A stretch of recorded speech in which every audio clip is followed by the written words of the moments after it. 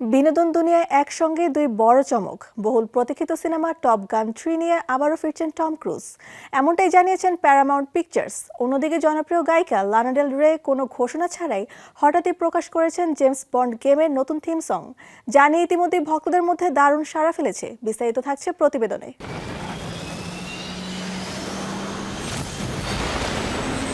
বহুল প্রতীক্ষিত sequel top গান 3 নিয়ে আবারও ফিরছেন টম ক্রুজ, এমনটাই ঘোষণা দিয়েছে প্যারামাউন্ট পিকচার্স। এই বহুল প্রতীক্ষিত সিনেমায় প্রযোজক হিসেবেও থাকছেন জেরি ব্রুকহাইমার। 2022 সালে সুপারহিট টপ গান ম্যাভরিকের পর থেকেই এই নতুন কিস্তি নিয়ে কাজ শুরু হয়। জানা গেছে আগের সিনেমার সহকারী লেখক এরন ক্রুগার এবারও চিত্রনাট্যে যুক্ত আছেন।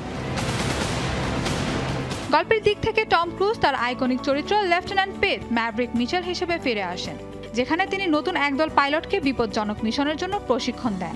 সেখানে তার দেখা হয় ব্র্যাডলি রুস্টার ব্র্যাটসের সঙ্গে, যিনি তার প্রয়াত বন্ধু গুজ এর ছেলে। এভাবেই এগিয়ে যায় ঘটনা।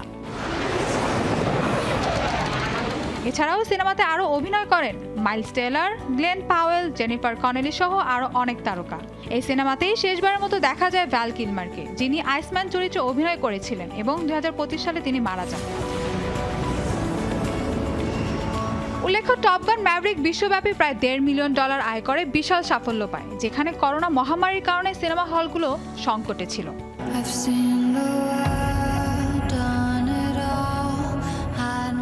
অন্যদিকে লানা দেল রে নতুন করে আলোচনায় এসেছেন তার চমকপ্রদ একটি গানের মাধ্যমে।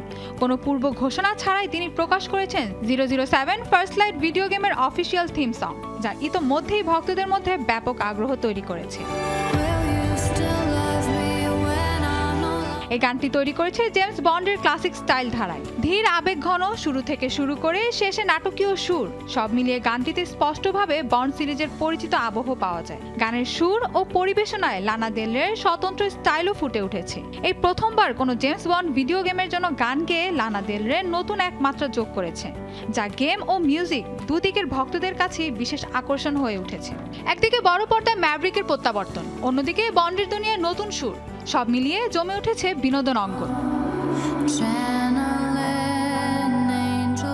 Mahbuba Mostarin, showbiz tonight.